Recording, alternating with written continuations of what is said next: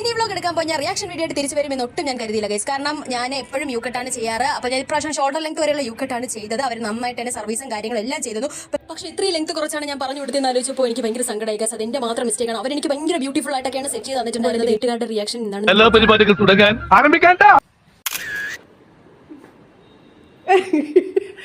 കൊള്ളാമോന്ന് പറ നീ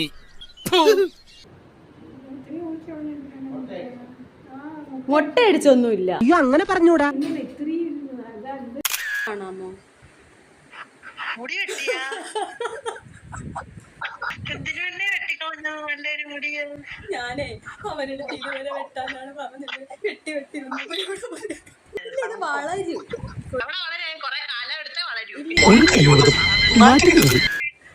രണ്ടു ഓലക്കീറോ വെള്ള തുണി എടുത്തോളൂ എന്നെ മൂടാൻ.